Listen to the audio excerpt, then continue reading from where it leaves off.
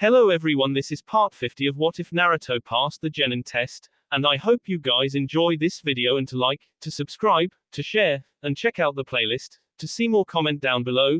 Now let's start the intro. They call me a god. They call me a god. They call me a god. Join my membership, the perks are great. It's in the description. Be sure to like and subscribe, it gives me more motivation. Enjoy.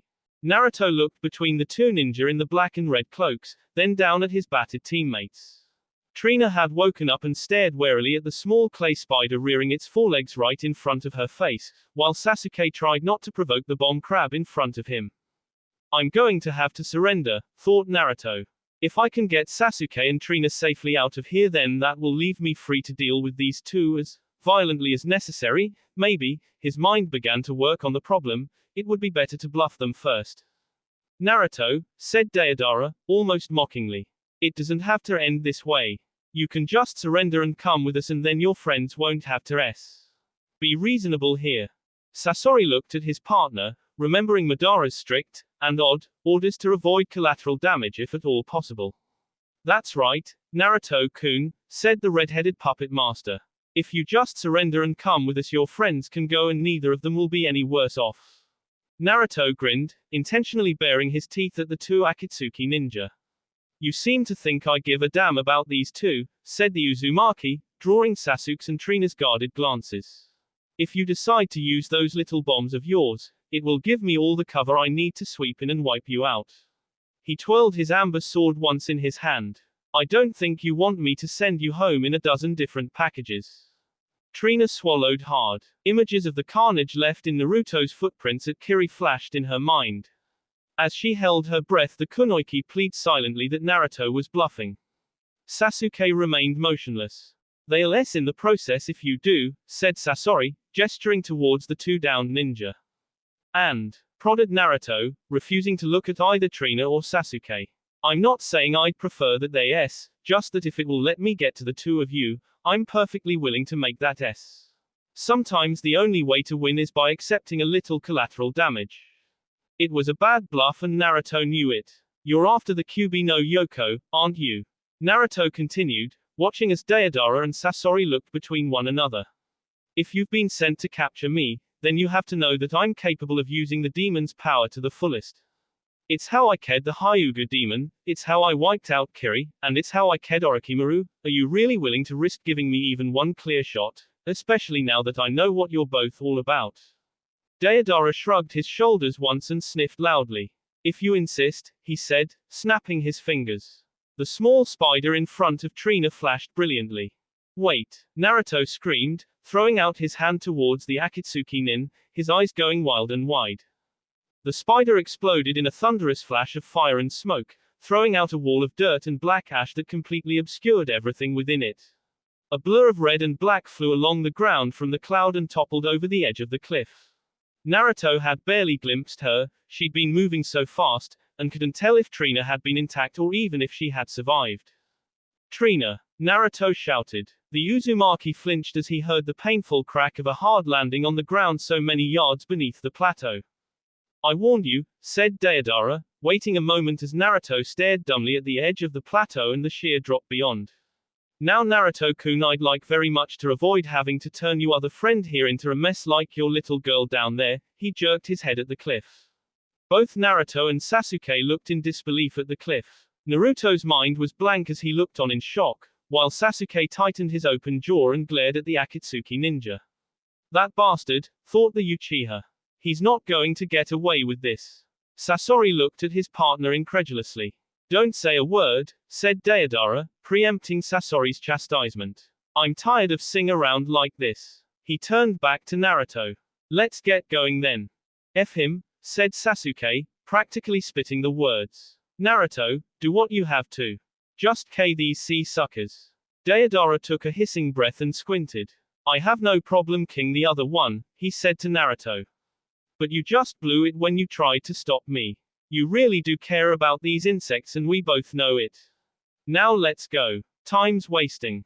Sasuke grunted and struggled up to his hands and knees. Instantly the crab scuttled forward and opened its pincers, waiting for Deodara's command. The blonde Akatsuki ninja held his hand out flat in some command and the crab stopped moving, but didn't explode, yet. As Naruto watched, Deodara pressed his thumb and middle finger together, readying to snap. "I'll go," said Naruto, defeated. Sasuke hissed. "Not on your life. These two don't get to win." Naruto walked towards the two ninja in the dark cloaks and Sasuke shifted to get up. "Don't do this," said Sasuke. "We can still." He cut himself off as Naruto turned on his heel and glanced at him. Sasuke's mouth dropped open the slightest bit when he saw Naruto's appearance. The caged Genin was grinning. It was a very tired and forced expression, but it was enough to catch Sasuke's attention. "I'll catch up if I can," said Naruto, giving his friend the thumbs up. "But right now your job is to get to Suna and warn him about what's coming." "Okay. Naruto," muttered Sasuke. "You can't be serious."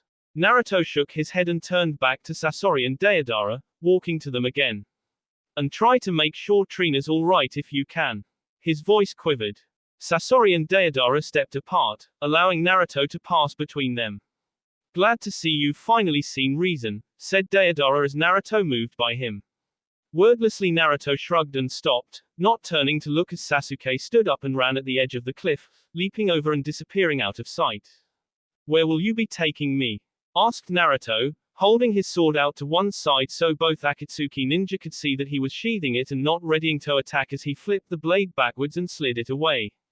Sasori spoke up as he set his hand against Naruto's back and got the group walking towards the northeast. "We'll take you to the Rain Village initially, but from there, depending on what our leader's plan is, we might take you north towards the Lightning Country." The clay and sand ground beneath the ninja's feet as Naruto and his captors began making their way down the steady decline of the plateau's leading slope. After they'd gone about a mile, the sand leveled off again and they walked across the flat earth. The slowness of the pace made Naruto edgy. To a ninja who was used to running and crossing the continent in the space of a few days at most, the walking was excruciatingly slow, but it did give him time to reflect. "We're walking for two reasons," thought Naruto. "They know that if we run, the odds of me making a successful escape increase. Also, the blonde one is in a hurry even while the redhead is laid back, meaning that there probably is no real rush, only impatience, but what does that tell me?" The journey stretched on for another silent hour. Sasori at one point asked Naruto to walk with his hands behind his back, at which point the group took up a different formation. Sasori walked in front and Deodara behind Naruto. They didn't want him going anywhere. If they're being this careful with me, it must mean that I'm either an important piece, or the last piece in some plan of theirs, so they'll want me alive, I'd imagine, Naruto thought. If I can use that to my advantage, make them hesitant to fight their hardest, it might be all I need to get in a pair of king blows, or better yet, a single sneak attack with king radius to get them both. Naruto began drawing on the tiniest amounts of his own chakra that he could without giving away his readying for an attack. He would need to gather enough for one lethal attack, but what jutsu to use eluded him even as he gathered the chakra.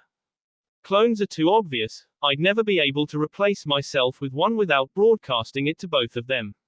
Rasengan is too slow, Grand Fireball is even slower, Earth Dragon Bomb wouldn't guarantee a K, and a Blood Lance would be difficult to set up without looking suspicious even if it would be my best shot. Maybe a slight distraction would be my first priority. Another hour went by before Deodara stooped down and raked his fingers through the earth, drawing up a handful of clay. Naruto turned to watch with mild interest as the strange and mouth-like orifice in the ninja's hand chewed up the clay and meshed it into a paste. The Akatsuki nin met Naruto's eye only once as he took the clay and began shaping it into a small bird. With a heave, Deodara threw the terracotta bird into the air where the creation shook its feathers and opened its wings. In a burst of blue chakra, the model shot off like an arrow into the distance ahead of the party, picking up more and more speed as it flew. Naruto raised an eyebrow in surprise as heard the quiet pop as the messenger broke the sound barrier and moved off at supersonic speeds. Madara-san should know we're coming within half an hour, said Deodara. Good a time as any, Naruto hissed in his mind, releasing the chakra, trying desperately to manipulate it properly without using seals, while simultaneously casting the genjutsu. It ate up the whole of his gathered chakra, but several feet in front of the party, a toad exploded into existence. Standing nearly 10 feet tall, it wore thick steel armor and glared at the party of ninja. Deidara, Naruto, and Sasori all jumped back in surprise, Naruto in mock shock, as the toad locked its gaze on them. Naruto felt a rush of relief when he saw the blue haze hanging around the toad's eyes. Sorry, thought the blonde, but this is necessary. That genjutsu should line your thoughts perfectly with mine. Naruto, the frog shouted in a gravelly voice. Naruto, you thought you could escape us. Deidara leaned over casually and whispered to Sasori and Naruto. Who the hell is this? Naruto gulped. Well, now it's time you paid for your betrayal, Naruto, the frog continued, drawing a long knife from its belt. You abandoned all of us and left Jiraiya alone, and now it's time to pay up. By the time I'm done with you, you'll be lucky if there's enough of you left to make a pair of shoes. Enough of this, said Sasori, throwing down his cloak and letting it fall around his waist. Dealing with ninja is one thing, but this frog is a waste of even my time. Beneath the cloak, Naruto saw Sasori's wooden carcass. It was plain the ninja had replaced his torso, and likely his entire body, with a wooden shell. This might work out in my favor, Naruto quickly mused as metal appendages wrenched out of Sasori's frame. He must still have a heart somewhere in that mess if he's made himself into one of his puppets. Sasori leapt forward, the metal arms rearing back to strike as the frog rolled too aggily for something of such size off to one side and dodged the puppet master's attack. Deidara quickly scooped up handfuls of clay and began masticating the red earth with his hands. Naruto charged forward, drawing the golden sword from its sheath and rearing back to strike. Naruto brought the blade straight down on the frog's head at the same instant as Sasori skewered the frog through the back. With a loud croak, the frog jerked and spasmed, swiping out wildly with its knife and driving the silver weapon into Naruto's thigh. Even as the summoned frog disappeared, Naruto's femoral artery split under the knife and spat a column of blood from the now empty wound. Naruto dropped to the ground and clutched at the lesion only tight enough to stem the blood loss by the smallest increment. He let the crimson liquid pool around his foot and soaked the ground as he stooped on one knee. The lance may have been an old technique, but it almost always brought Naruto the advantage of surprise. Let's get that patched up, said Deidara, walking over to the scene and casting aside the clay as Sasori landed next to Naruto. Madara-san would be annoyed if we brought him back a dry corpse. He definitely wouldn't be happy with a mummy now, would he? Said Naruto. This is a deep one, I think he hit an artery. Madara, he noted. We can see that, said Sasori, noting the liter or more of blood on the ground. Do you have a jutsu to seal that wound? Yeah, said Naruto sarcastically, pressing on the wound a bit and staining his fingers red, but I was afraid that if I used it you'd both cane me for trying to SU in the back or something. Deidara sighed audibly. Just get to it. What did that frog have against you anyway? Asked Sasori. He seemed unreasonably pissed. Naruto shrugged, preparing a biting answer, but a pang of fear shot through him when he saw that the wound wasn't closing up on its own and he couldn't answer. QB is totally withdrawn from my conscious mind, he realized with horror. He won't know to heal my wounds unless I'm on death's door. With a quick jerk of his arms, Naruto steadied himself and looked up to Sasori. It's alright, he mentally sighed. If QB tried to heal me now it would only CSPLE me with that pain. Jiraiya SD in the fight with Orochimaru, Naruto said bitterly, performing a few seals and setting his hands on the wound. I can heal this as soon as the technique is through. All of the frogs blame me for not helping him. How pitiful, said Deidara. Naruto released the chakra in his hands and the energy shot down his leg in a searing bolt. In less than the space of a thought, all of the blood soaking into the earth and the blood still seeping from between Naruto's stained hands swirled black and exploded out in two columns. Deidara didn't even have time to gasp before one of the thin spears sped into his chest like a bullet and burst from his back in a shower of red. Simultaneously, Sasori's whole body rattled like a wooden cymbal as the second lance slammed into his stomach and set a small hole in his wooden shell. Naruto jumped up, even before Deidara's blood had fallen to the ground, and reared back, a whirlwind of blue chakra screaming into existence in his right hand. The Rasengan may have been an obvious move, but it made for an effective deathblow to a pinned opponent. Deidara could only watch helplessly as Naruto left the ground and shoved the attack forward.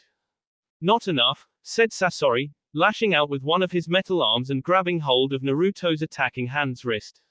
The scissor-like claws sped into Naruto's arm and loosed even more of his blood to run down his arm. Naruto grinned as Sasori jerked the Rasengan back and away from Deidara. The caged Genin let the attack disperse harmlessly and with his left hand, went for the sword. In one fluid motion, he jerked the sword from its place, swiped it at Deidara, and reeled around in midair to hack at Sasori. The puppet pulled at Naruto again, threatening to cut his hand from his arm, but Naruto followed through with his attack and chopped at Sasori's metal arm, slicing through the appendage and freeing Naruto's badly wounded hand. Naruto, still not even at the peak of his initial leap, turned in midair again to glance at the motionless but ostensibly unharmed Deidara as Sasori's severed limb fell to the ground. In a burst of blue chakra, Naruto leapt away from both Sasori and Deidara, putting a dozen yards between them. He landed crouched and clutching at his still bleeding leg. With a measure of satisfaction on his face, Naruto watched as Deidara fell to the ground. The top half of his head slid from the rest of his skull, spilling a gory mess at Sasori's feet while the puppet master watched with a guarded expression. This isn't so bad, Naruto mumbled.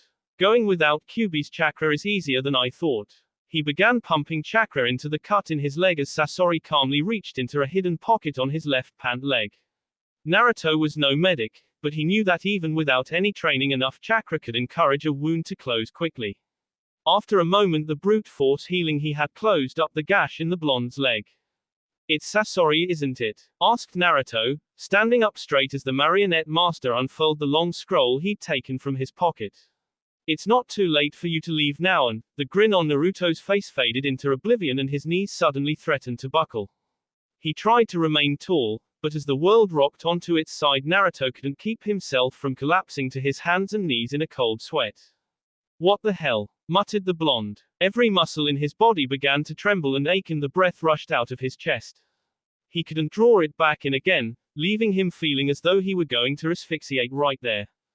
I thought you had more chakra than this, Naruto-san, said Sasori as he gripped one end of the scroll tightly and flung it out towards Naruto. Or at least that you'd be more careful with it. All of those fancy techniques and then using so much to heal a wound couldn't have been easy. Also I thought if nothing else you'd be apt to use the Kyuubi no Yoko's chakra in place of your own. Was I wrong? Itachi seemed to think that you used it to great effect when he visited Konoha 3 years ago. Naruto was sweating wildly. He'd never run out of chakra this quickly before. He'd always had Kyuubi's to mix with his own as a primary source. The caged Genin never would have guessed that Kyuubi's energy had gone so far to supplement his own, but as the end of Sasori's scroll landed in the clay-laced earth in front of Naruto, he began to realize just how much he had come to rely on his demonic counterpart. Naruto thought, I've got to end this before he unleashed whatever he has in that scroll. He looked down at the kanji on the paper, but couldn't make out anything it said. His vision was blurring too severely and he'd yet to take a draw of breath. The strength to do so just wasn't there. Time to be done with this, I suppose, said Sasori.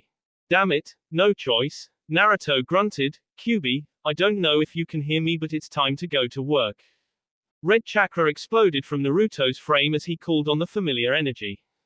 2 tails of the chakra burst from Naruto's back as he leapt to his feet and drew a much-needed breath. The blonde rushed forward at a surprised Sasori, rearing back and readying to strike, to bite, to do anything to end the fight before the mind-numbing pain set in. Naruto lashed out with the chakra for Sasori's face, the ethereal claws launching from his fingers like missiles. Naruto dared not make any move less than effective. Screaming pain tore into Naruto's side. Something had impaled him through his entire torso, but he couldn't change course to look.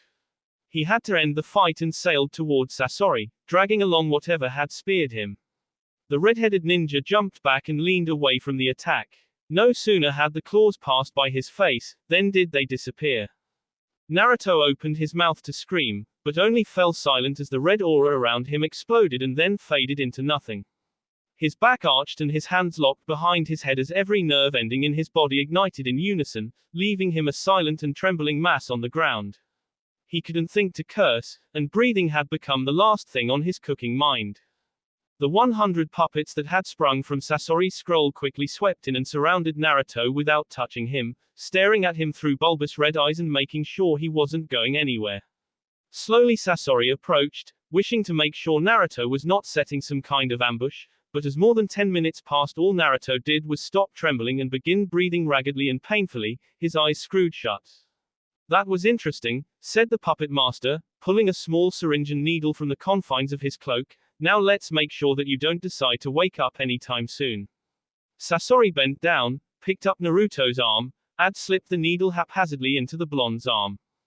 Sasori leapt back on instinct as around him 51 of the puppets exploded into splinters and 4 tall ninja wearing white robes appeared in flashes of light and small whirlwinds of leaves around Naruto.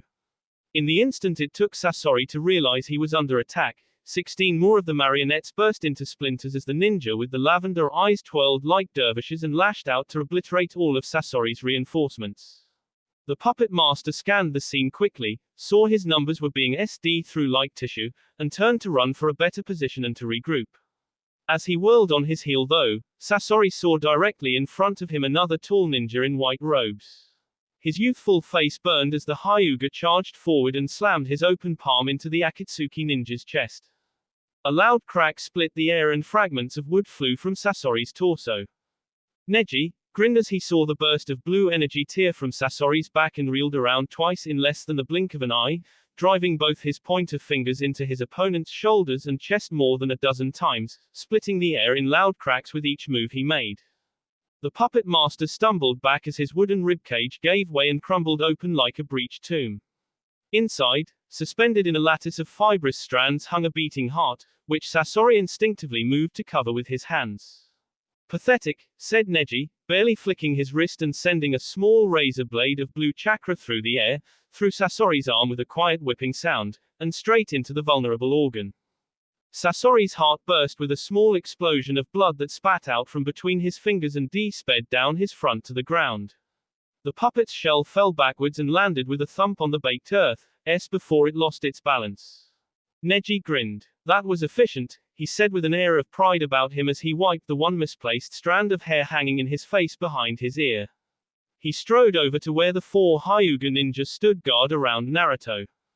The head of the Hyuga clan knelt down by his old friend and held his index finger a foot in front of Naruto's face. The blonde followed Neji's movements with his eyes, but didn't answer. He couldn't.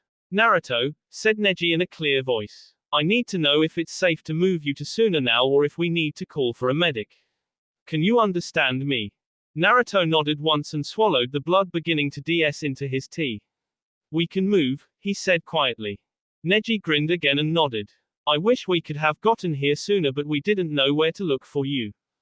Are Sasuke and the others all right? Asked Naruto with the last of his energy.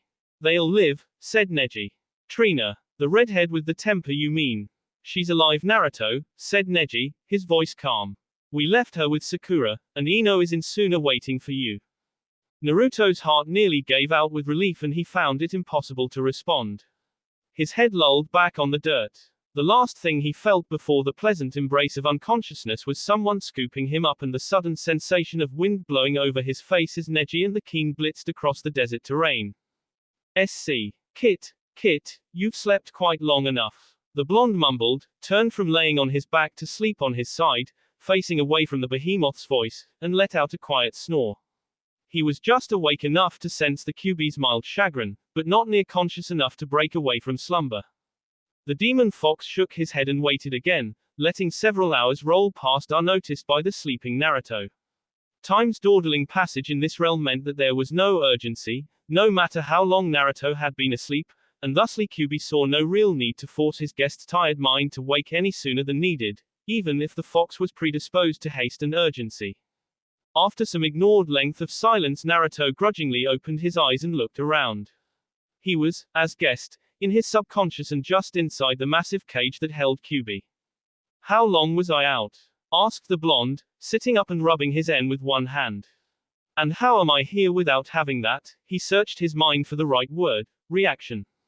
He could feel Kyuubi's mental shrug. You've been asleep, as far as your friends are concerned, for just over a day. And as for your sudden allergy to my chakra, it would appear that it's not a psychological reaction as you can sleep peacefully here in my very presence. That is somewhat relieving. Naruto grinned. Ah, were you afraid we might have to give up seeing each other? Kyuubi snorted and, in his usual manner, snapped his jaws shut with enough force to make Naruto's ears ring. You're safely in Suna, recovering in the palace. He ignored Naruto's jesting and continued, and from what I can gather, your friend Sasuke and all three of your stepsisters survived your confrontation with those Akatsuki ninja. All four of them have dropped by to visit and check on you no less than a dozen times, and Sasuke's barely left your side. What about Ino? Asked Naruto, standing up and resting his back against one of the huge bars while he fidgeted with his hands. Is she all right? Kyuubi filled the chamber with his chortling laugh and shook his head once, tossing around his golden mane. Naruto couldn't help but notice just how long and light the fox's hair was growing. It didn't look half bad on him, even if it did give him a somewhat more feline, an almost leonine appearance. Your vixen hasn't left your room once, said the fox. She's either been sitting next to your bed or sleeping next to you since they brought you back to Suna. Naruto sighed deeply and closed his eyes, leaning his head back. He hadn't felt this light since he'd first heard Ino's voice after defeating the Hyuga demon. So she's safe then, that's the best news I could have hoped for. Thank you, Kyuubi. Don't celebrate yet, Kit, said Kyuubi, sounding something akin to a schoolteacher. Suna may be intact and several of your friends may have survived, but that's where the good news ends. Your village was utterly destroyed.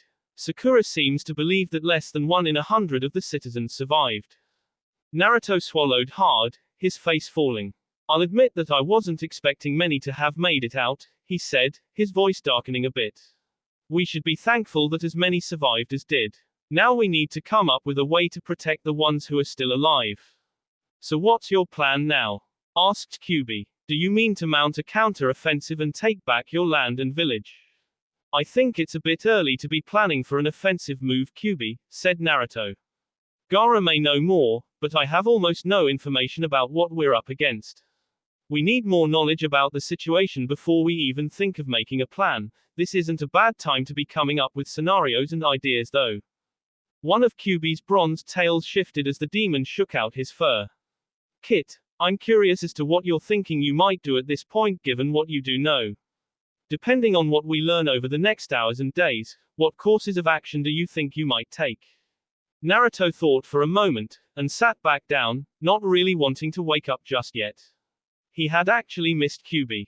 Depending on what we're up against, he said as much to himself as to the demon, we have two main options. Do we attack or retreat? Diplomacy with Akatsuki I'm assuming to be impossible, so we're left with using less civilized means to ensure our survival. I don't know, the Crane was a very powerful organization. If Akatsuki was behind all of this, as it seems they were, and the Crane is backing them, then I'm not sure there's anything to do but get as far from here as fast as we can. You'd run away? Kyuubi asked incredulously. Naruto shook his head. I'd much rather make a strategic withdrawal than simply run away. Unless there's some major shift in the balance of power, we're not really in any position to start maneuvering to attack them. The best thing we could hope to accomplish is to keep out non-combatants out of the way while we try to whittle down their numbers. I think guerrilla tactics are our best shot at any kind of successful attack. It sounds cowardly, said the demon, but if it will work I suppose it would be acceptable. I hope some way emerges for you to use more of my chakra. It seems a waste to simply let the enormous fox stopped in mid-sentence and turned his face towards the invisible sky. He listened for a moment as Naruto got to his feet. The other vessel has just arrived, said Kyuubi, the Kazekage. He feels that the two of you need to speak immediately. Naruto stood up and glanced between Kyuubi and the ceiling. Guess that's my cue. Do you think you will be able to come up with some way for us to use your chakra over the course of the next few days? I'm not your servant, Kit, Kyuubi said, his voice firm but lacking in any discernible anger. I shall however come up with what I can. Thanks, said Naruto. That's the quickest way for us to get back in the game. Sakura, Naruto heard Ino's voice rise in pitch as she spoke. Sakura, I think he's waking up. Opening his eyes suddenly became one of the last things Naruto wanted to do, knowing Sakura was in the room. Nonetheless, he stirred again in bed and slid his eyelids open only enough to afford him a glance around. The room was fairly spacious and the color of sand. Titan light was pouring in from the windows to his left and he guessed it to be early evening by the angle of the beams. On his right, sitting on the edge of the bed and holding his hand tightly, was Ino. Naruto's tired eyes locked on her sparkling ones and he read the worry and relief that shared her face. Ino smiled and squeezed his hand. Hey there beautiful, said Naruto. Ino's grin widened and she reached down to stroke his cheek with the back of her free hand. Before she could say anything though, a twitch from the corner of the room drew both their attentions. Naruto turned and saw Sakura making her way towards his bed. Immediately his tea tightened and Naruto felt something in his pulse make his body ache. She wasn't looking at him and he wasn't looking directly at her. Naruto felt a lump form in his tea at the same time a knot began to wheedle into his stomach. Sakura leaned over him and Naruto looked towards Ino, who gladly met his eye. An awkward silence drifted over the room as Naruto tried to keep his thought from sinking into guilt. He didn't succeed. Sakura reached down and let her hands hover over his chest for a moment before a green light emanated from the tips of her fingers. She cleared her tea after several minutes. "How are you feeling?" asked the kunoichi in a quiet tone. Naruto swallowed and spoke evenly, only then noticing that his hand, the one Ino held, hadn't totally recovered yet. It stung and much of the skin was reddened, nerve damage probably. "I feel mostly all right," he said. "Am I ever going to be able to play the violin again?" Ino grinned, even if the joke was terrible. Sakura stood up straight by the bed and took a deep breath, looking at Ino even as she addressed Naruto. "You're going to be fine from everything I can see," said the pink-haired kunoichi. Naruto could hear uneasiness in her voice. "You're healing more slowly than what's normal for you, and you've suffered a lot of internal trauma, but your body is bouncing back and you should be fine in a few hours. If you don't go doing anything stupid like that ever again you should be alright." Her voice threatened to break on the last sentence. Naruto nodded once as Sakura turned around and walked for the door. Only then did he notice the other presences in the room. Sasuke and a charisma Naruto barely recognized, Gaara, were standing quietly to one side. "Thanks," Naruto said as Sakura stepped over the threshold. The kunoichi paused and inclined her head, still not looking at him, and mumbled, "Anytime," before exiting the room as silently as a ghost. Naruto breathed unsteadily once then looked at Ino. "How's she doing?" "We had a lovely conversation while you were asleep," said Ino, squeezing Naruto's hand again, alleviating a little bit of the stinging in his fingers and putting the subject to rest for now. "Naruto," said a cool voice from the corner. Gaara shifted his weight and crossed his arms, rustling the red fabric of his garments. "If you're recovered enough we must speak about the current situation." The blonde ninja acknowledged with a hum and forced himself into a sitting position, resting his back against the head of the bed and looked towards Gaara as the Kazekage approached. "Thanks for all of this," said Naruto, catching a glimpse of Sasuke and noticing that the Uchiha had a new strangely mordant frown on his face. "It's really the least I can do," said Gaara.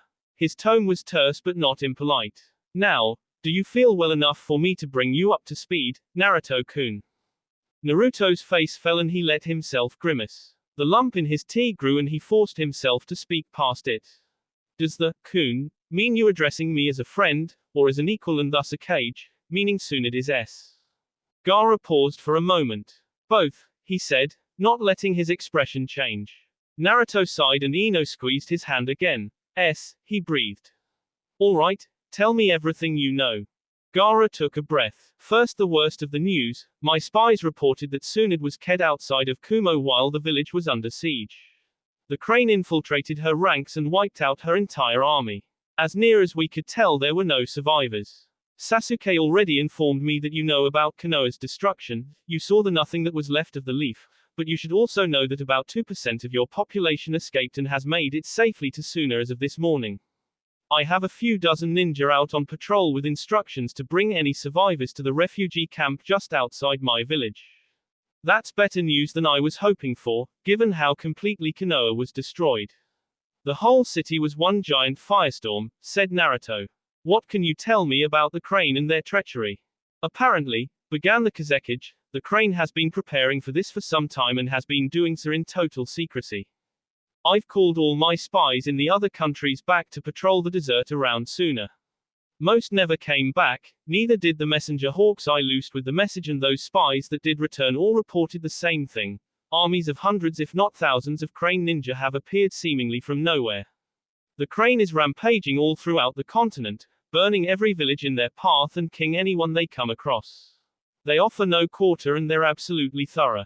"Did you send warning to Iwa and Kumo?" asked Naruto. "Kumo looks much the same as Konoha," said Gaara as Naruto's eyes widened. The village is gone and the cage's head was stuck on a pike in front of what was left of the main gate. The messengers I sent to Iwa didn't return and I can only assume that Suna is the last of the 5 great villages. Sasuke stepped forward and stood next to Ino. You don't need to worry yet though, said the Uchiha. We have patrols keeping watch over every inch of ground within 50 miles of Suna, and patrols monitoring the patrols. We'll have fair warning if the crane decides to attack. Yes, said Gaara, I can't say we're well defended, but when the crane comes here, we'll have at least enough time to get all of the non-combatants to safety. Naruto sat up further in bed, surprised when his vision darkened around the edges of his sight and his head throbbed. The Uzumaki swooned forward some but caught himself. No one else seemed to notice that he'd suddenly become dizzy and his voice hinted at nothing as he spoke. So you do have an evacuation plan? Asked Naruto. Of sorts, said Gaara, uncrossing his arms. Beneath Suna there is a vast network of tunnels and catacombs designed to safeguard the people in times of attack. I believe Konoha had a similar defense, but the tunnels here are all connected to a primary channel that leads away from the village and takes one to an outpost far to the west, almost 100 miles from Suna itself. When the crane comes, and maybe even before if we have enough time, we'll evacuate as many people as we can through the tunnels and seal them off once the village's perimeter is breached. Naruto looked out the window as Gaara paused to facilitate a response. Naruto had lost all sense of time while he was asleep, and if not for Kyuubi's alerting him to how long he'd been asleep, he would not have been able to tell if the sun sitting on the edge of the horizon was rising or setting. Through the window, which took up the better part of the wall, Suna reflected the sun's light back into the room, and Naruto could hear the sounds of people's voices rising and falling in the streets below his 4th-story room. And from there? Asked Naruto. We retreat as far as we can to the west, said the Kazekage. Gaara watched the look crawl across Naruto's face, sickness and defeat. It was the same look that had taken over Ino and Sasuke's countenances when he told them what he planned to do. Right, said Naruto, swallowing once. I thought that might be the plan, but I wasn't sure. He looked down at the bed and bit his lip. Only now was it beginning to set in that this might really happen. There really might not be any way for me to pull this one out other than to retreat, thought the Uzumaki. The crane might have really won. Naruto-kun, continued the Kazekage, I can be fairly certain that you're the one Tsunade-sama left to take charge of Konoha in her stead, but I don't presume to tell you what to do with the people now in your charge. This is merely my plan for my people. You must know that I have. No, said Naruto, looking up at Ino. Gaara, I think you're right, now the only thing we can hope to do is save as many as we can. The crane is just too strong to confront with any real hopes of winning. If they have thousands of ninja and multiple armies, we would need a lot more than what few dozen we have. Gaara glanced around the room. Sasuke had turned his face away and stared out the window. Ino was smiling at Naruto, though all 3 of them, Gaara, Naruto, and Ino knew fully that she was only smiling for Naruto's sake. So what will you do, Naruto-kun? Asked the Kazekage. Naruto moved Ino to the side just a bit and stood up, grasping hold of the sheets and keeping them in front of himself as he wrapped them around his waist. The stone floor was strangely warm under his feet, yet another reminder of the alien nature of his surroundings. If you'll have it, said Naruto, I'd like to have all of the refugees from Konoha accompany your people out of the city when the time comes. Sasuke breathed hard once. I really hate this, muttered the Uchiha under his breath. Naruto turned to Sasuke and spoke kindly. What's on your mind? He asked. Sasuke huffed once and paced the length of the room towards the door, stopping short of the threshold. We've come so far, he spat, clenching his fists at his sides. We killed Orochimaru, defeated the 4th, you destroyed the Hyuga demon forever, toppled the Sound Alliance, and for what? Now it's all been for nothing. Naruto, I thought you'd try to talk Gaara and Sakura out of this plan of theirs. I told them you wouldn't run away, that you wouldn't just tuck your tail. Sasuke took a deep breath and exhaled angrily. I know the odds are against us, but why is everyone so afraid to keep on fighting? Sasuke, said Naruto, finding no words to follow his friend's name. Don't worry, I'm going to help you all go through with this, said the Uchiha. If you need me, Kurena and I will be down at the reservoirs getting as much fresh water as we can put in shipping jars. Ino, Naruto and Gaara watched as Sasuke left the room, his knuckles turning white. They heard him curse once in the hall and mutter to himself, would it really be so bad to fighting given the alternative? The Uchiha's voice faded with his footsteps as he walked farther away. Ino waited for a moment, watching Naruto's expression gradually change and fall. Then she spoke. Sasuke's been very upset ever since Sakura and Gaara decided that his plan to evacuate everyone was the best course of action. Sasuke has been through a lot, said Naruto. Gaara, he turned to the Kazekage. What's out to the west, beyond the Wind Country's borders? Gaara sighed. The sea, he said. Arnidium thought the sea would make a perfect last resort for the people of the village if worse ever came to worst, so he erected several shipyards along the coast and had a fleet of vessels constructed and concealed. Ever since then we have maintained this as soon as secret escape plan. So you'll load everyone onto the ships and set sail? Asked Naruto. Ino's ears immediately pricked up and a small shiver ran down her back. What do you mean, you'll? She asked. And burn the shipyards once everyone is safe, continued Naruto. Gaara nodded. Some of the old history texts mention a string of islands, possibly barrier islands to another, much larger landmass, several weeks west of the coast. We know that there are some kind of ruins on them, which means they supported a population at one point. We'll burn the shipyards so the crane can't follow us for a long time. Ino broke in and put her hand on Naruto's side. The muscles beneath his skin twitched as she touched him. You said, you'll load everyone, not, we'll load everyone onto the ships, said the Kunoichi. Naruto, you're coming with us. Don't think for an instant that you're not. Naruto grinned. Don't worry, he said calmly, I'm just trying to work in my head exactly how this is going to work out. Ino didn't answer but slid her hand into Naruto's, glad when his fingers wrapped around hers. She looked between Naruto and Gaara for a moment. She looked down at the solid stone floor beneath her dark purple boots and licked her dry lips. There's one other thing I want to know about, said Naruto. What is it, Naruto-kun? Asked Gaara. However I can accommodate you would be my pleasure. If one of your patrolling ninja were to return now and tell us the crane was coming, how long would we have before they arrived? At worst, said the Kazekage, we'd have between 2 and 3 hours depending on how quickly the crane army was moving.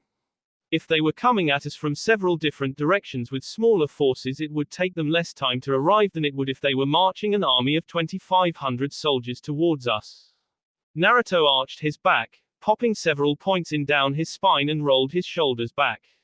And I'm assuming that there's a lot of preparation to be done before we could make any kind of viable escape attempt with the thousands of soon-to-be refugees we'd need to evacuate. Everyone in Suna is working without rest, said Gaara, but we'd take any help you'd offer. Naruto nodded. You're right, Suna'd left me to take over for her if Jiraiya didn't make it, should something happen to her.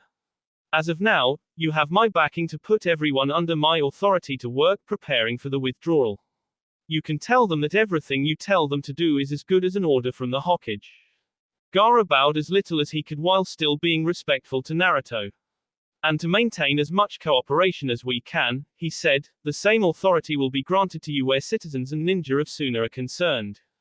We're in this together, said Naruto, but that authority would be wasted on me. You'd be better off granting someone else that kind of power. Ino looked quizzically at the Uzumaki but smiled just a little when she realized what was going through his mind. Sakura would make a much better executor than me. She should be the one to make all of the calls where the logistics are concerned, Naruto said quietly.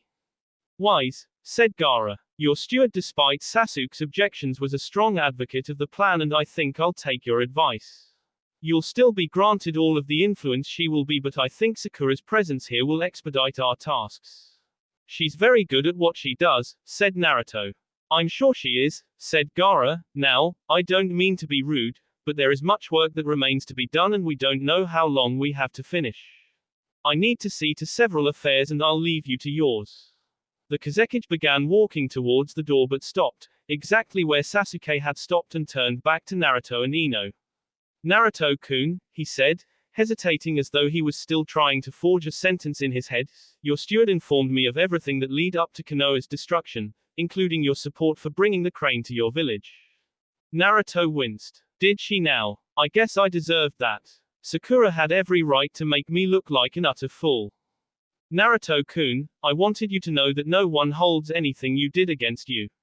No one here in Suna, and I'm sure no one from Konoha, would deny that you were acting in efforts to ensure a much better situation than the one we are now dealing with. Also, there are some clothes you might find appropriate in the chest of drawers by the bed. Gaara turned on his heel and left the room, quickly but politely pacing down the hall.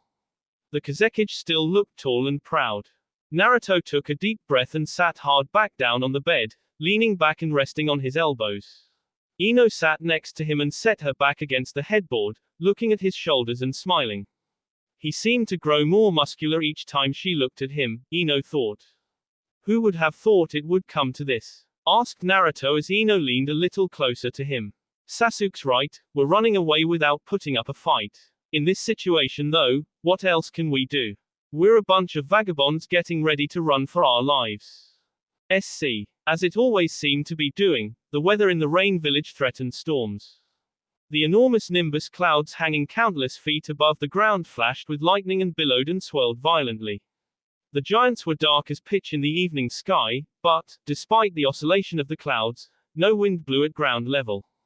The air even at the tops of the village's spires was completely still, a fact Madara noted well, standing beside the open window on the 28th story of his tower. It's so quiet outside, he thought to himself in words not in a language that any living person had ever heard spoken before. Even the thunder is unvoiced, he mused as he witnessed a flash of light from the clouds and counted more than a minute between the light and the dull, almost silent rumble that followed tardily. I wonder how high up that storm is raging.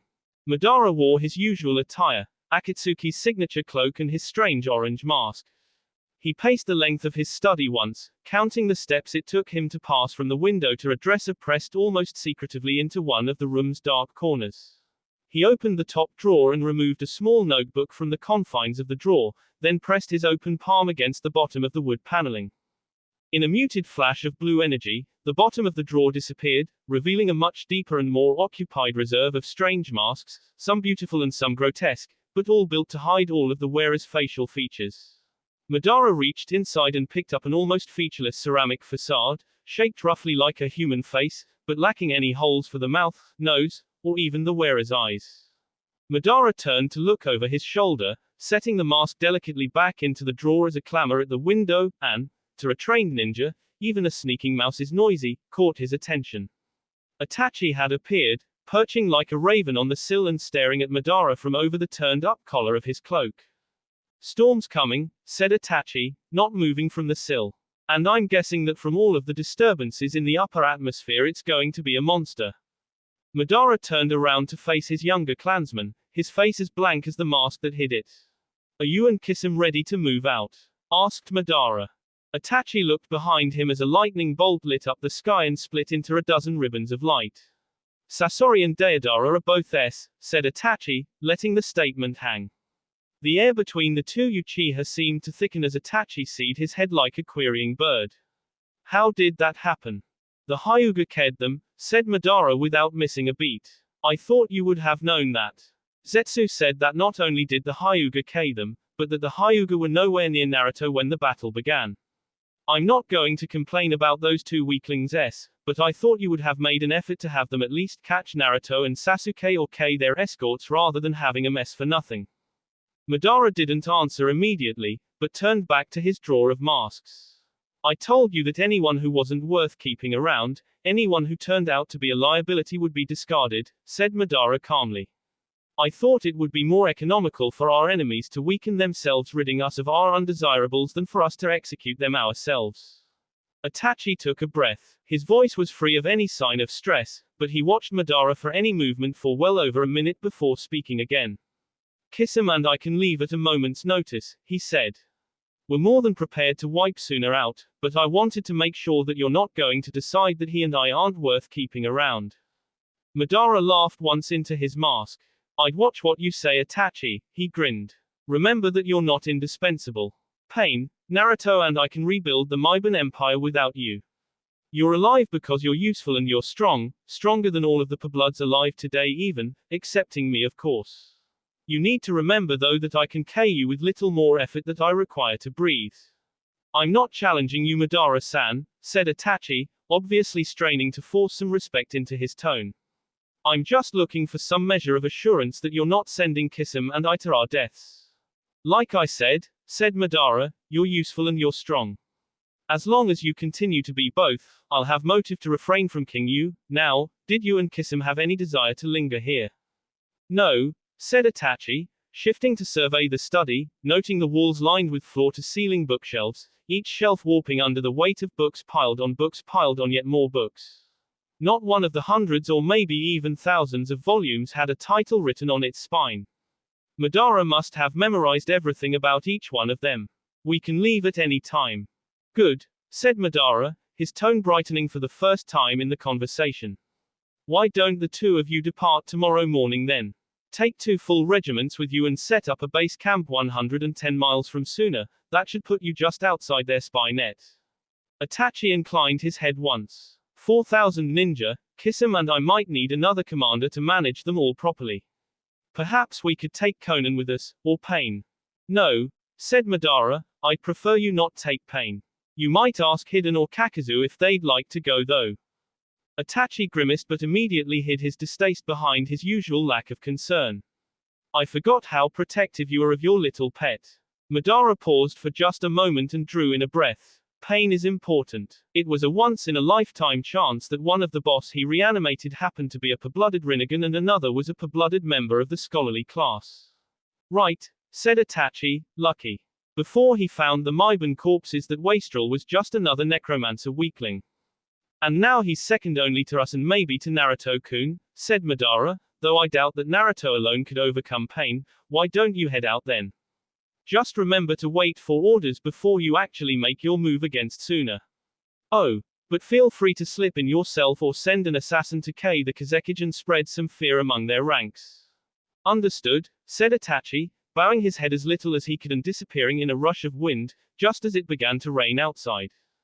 Madara sighed and reopened his chest of masks, removing again the featureless white facade, the mask of Iwa's most elite assassin corps. He attached a mask to a small hook hidden in the folds of his robe and walked to the window in which Itachi had sat, and put his arm outside. Seemingly from nothing, a hawk, blood red in color with the tips of its feathers scorched black, sprung into existence on his hand and looked at him with one crimson eye. Madara scratched the bird's end with his free hand for a moment, before pulling a tiny scroll from his pocket. He bound the scroll to the hawk's leg and then shook his arm. The hawk opened its wings and took to the skies with one loud scream, flying west. Madara watched as the hawk picked up speed, flying too fast for any normal animal, then turned back into his room. So much to do, he said, taking the porcelain mask from its hook and holding it up before his face. That will be all for this video. Be sure to like, subscribe, share, and comment down below for more videos. Goodbye.